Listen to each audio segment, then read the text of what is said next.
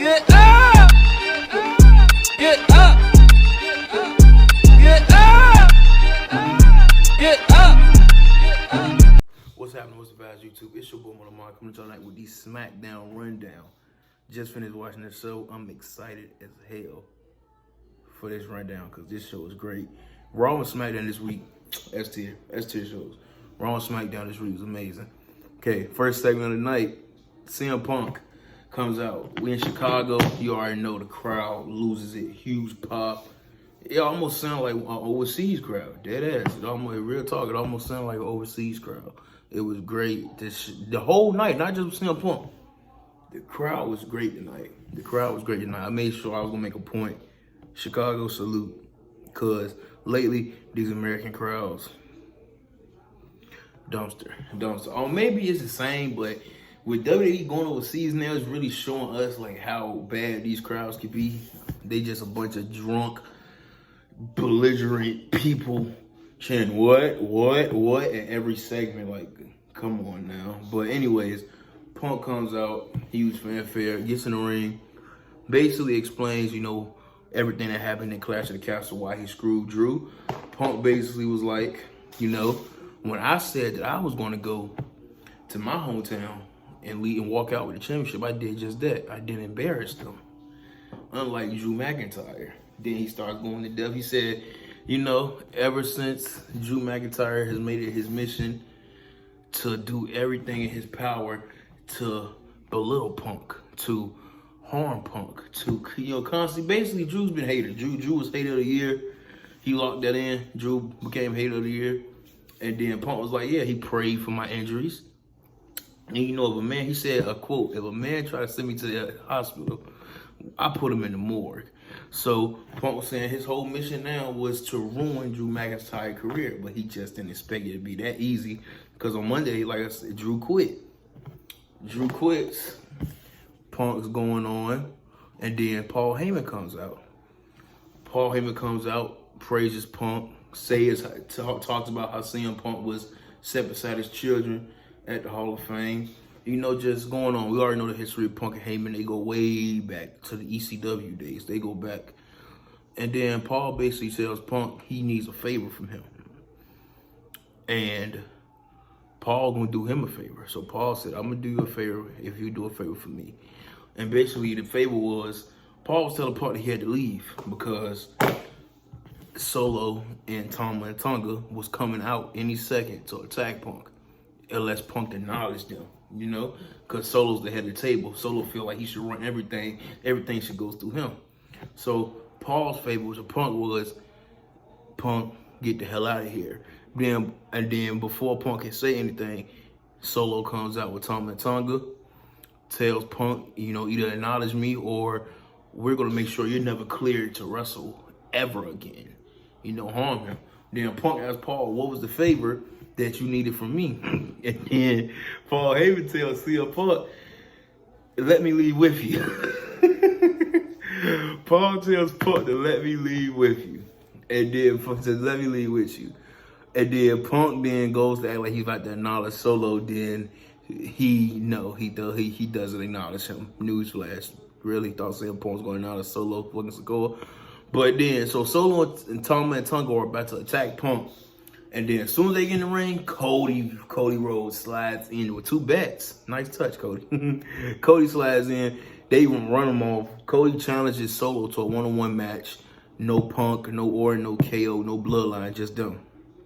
We know that's not going to happen. But the match is made. So the main event, Cody and Solo, crazy. I'm going to get to that. We ain't going to talk about that. We got a whole video, a whole rundown to do. So let me get to that. We're going to get to that, though.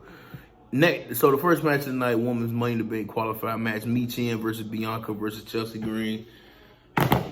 Me personally, I love Michin. I'm not gonna lie, I fell in love with Michin over these last couple weeks, months, because Michin is like really a workhorse right now. Like, she's on NXT, she's on SmackDown. I see Triple H has a lot of trust in a lot of trust in Michin, a lot of trust in her. And then before the match, Bianca was talking to Jade, and they was talking about how they got to get their rematch for their tag titles that they lost. The Clash of the Castle. So with that, I kind of knew that Bianca probably wasn't. Bianca doesn't need to be in a Money in the Bank match. She's a made woman. She doesn't need to be in Money in the Bank ladder match, but so I kind of had a feeling that Bianca wasn't gonna win this. But like I said, I was rooting for Meechin, but I wasn't mad with the outcome. Chelsea Green won, and she won in a heelish, chicken shit kind of way. But I like that Bianca hits the KOD on Meechin. Chelsea comes in, throws Bianca out the way. 1, 2, 3. Chelsea gets the win. I'm excited. I like Chelsea Green too. I like that. I feel like she's gonna be good in the Money in the Bank match. That was good, and it was a thing. Like they went with the person you will see in the other qualifying match. They kind of went with the people you might not expect to win, but the people who need to be in that match. So they can go off once. They went off knees, and Chelsea was somebody who needed to be in that match, and I like how she won. So she gets in there, huge pop too. When they counted that 3 count, the crowd lost their mind. Chelsea Green is over, people. If you didn't know, so. Next segment, Solo was in the back, basically reprimanding Paul, like, oh, you want to leave? Because, when he told Punk to let him leave, you want to leave, huh? Well, before you leave, do me this. And then he told him to tell. The audio went out. I thought it was on purpose, but Wade, later on commentary, Wade said what Solo said, so apparently it was a technical difficulty. But the audio went out when Solo told Paul that he wanted him to tell Tama and Tonga, no matter what happens tonight, make sure Randy and Kevin don't win their qualifying match to advance to Money in the Bank. So that was Paul's job for the night. And then the third segment, this is when the show really kicked into overdrive. Holy shit. So it starts with DIY and Grayson Waller arguing, like Theory's not here tonight, but Grayson, talking about the qualifying match again later on. Then DIY comes up, they like, you don't care about Theory. They arguing about Austin Theory. In the middle of this, they're standing in front of a bay door, like, the ones you can, like, when trucks back into one of the bay doors, you start hearing somebody bang on it. My first thought was, oh, it's the Wyatts. So the Wyatts about to make their presence known on SmackDown. And then the door opens up, and you see CM Punk laid out, bloodied, head to toe, beat down. And who was over top of him? Drew McIntyre, with blood on his hands. The chill that went down my back, the eeriness, the eerie feeling I got from me, I felt like I was watching somebody just got murdered. I feel like I just watched somebody get killed. That was evil. The way Drew stood over top of him, just like you felt the hatred coming out of his soul as he stared at Punk's damn near lifeless body. So then Drew picks him up, but I love this though. This is the crash out. This is the crash out that I was talking about. The crash out tour for Drew McIntyre has begun. He picks Punk up, carries Punk all the way to the ramp, to the stage in front of his hometown. You see how that came back around? Punk screw. I said this in my Monday Night Raw rundown. You see how Punk cost Drew in his home country, in his home place, and embarrassed him in front of all his millions of fans. Drew returned the favor. He takes Punk's lifeless body damn near, throws it on the stage, dumps it, rips off his Chicago band. He had like a bracelet, a bead bracelet, rips that off, puts it in his pocket. Nick Aldis runs out. Nick pushes Drew, like, what you doing? Drew pushes Nick Aldis back and says, and I quote, you can hear this audibly, don't put your fucking hands on me. I'll bloody kill you. And the crash out is upon us, ladies and gentlemen. Drew leaves. Punk get loaded up into the ambulance. Bad scene. The crash out tour for Drew McIntyre has begun, ladies and gentlemen. I can't wait for Monday to check in on that.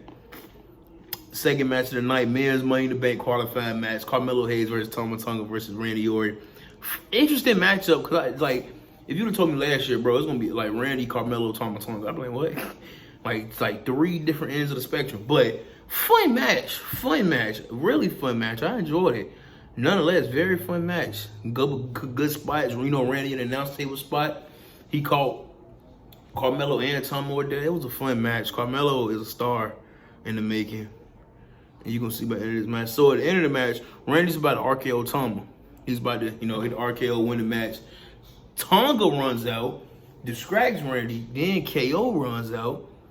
When KO runs out, in the middle of all this chaos, because Tama then tried to jump back on Randy, Randy threw Tama out the ring. Carmelo Hayes sneaks up behind Randy. 1, 2, 3. Carmelo gets the win. Carmelo win. See what I mean by the Chelsea thing? Like the people who you might have wanted to win, but the people who needed to win. The person who needed to win got this win. Carmelo needed to be in the Money in the Bank match. He's a rising star. I like that. Fourth segment of the night, LA Knight calls out Logan Paul. They kind of, right now it's kind of like a whatever build, but we know what it's going to get to. It's going to be good. Whereas right now, LA came out, calls out Logan. Logan then come out, Santos comes out, Santos runs his mouth, catches a BFT. Logan sneaks up behind LA, not lays him out with that titanium forearm. Pretty simple. Can't wait for that match. The third match of the night, another qualifying match, another great fun match. KO versus Andrade versus Grayson Waller. Good match. Before the match though, KO got attacked by Tom Tonga. He got attacked, he had a butt, so he had a bad leg. That was the focus of the whole match. But like I said, good match. Andrade, KO, Waller, these are all guys who can go in the ring. Grayson took KO out outside the ring with a DDT. This is the end of the match. Grayson took KO out with a DDT outside the ring.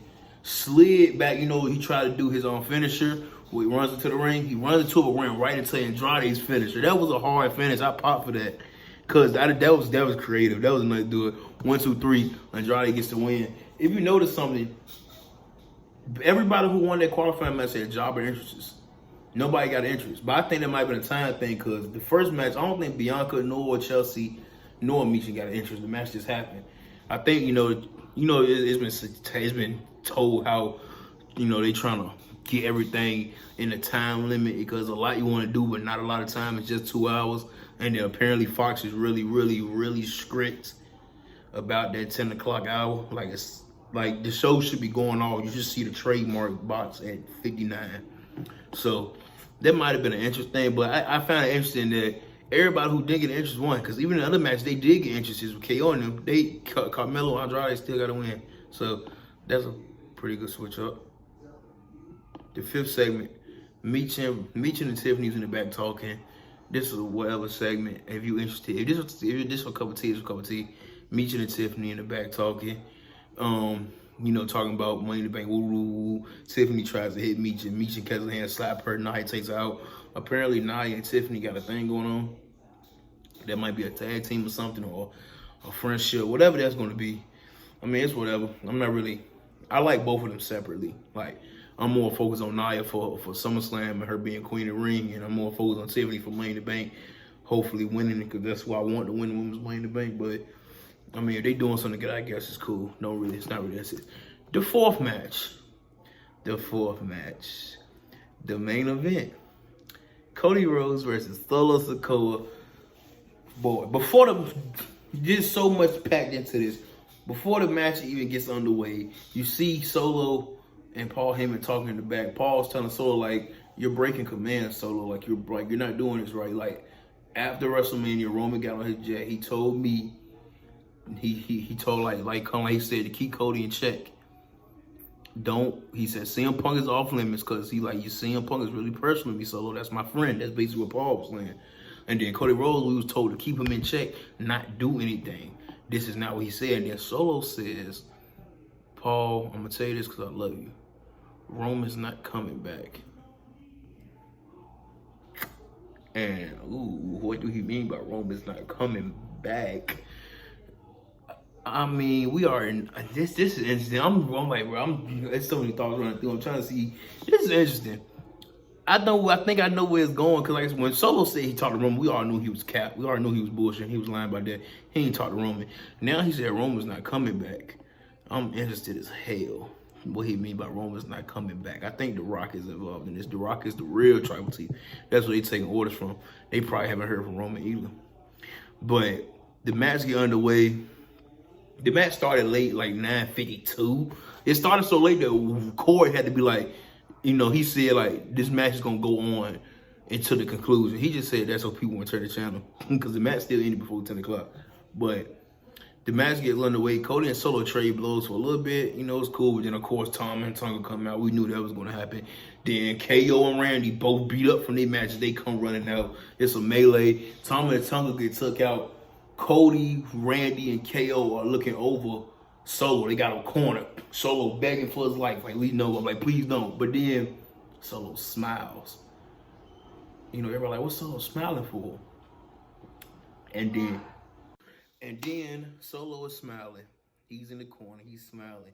And then from out of nowhere, Jacob Fatu runs in, super kick to Kevin Owens. I think it might have been Randy. I forgot who he kicked. Just know he kicked the shit out of somebody. Jacob Fatu makes his debut. The rumors have been swirling for months.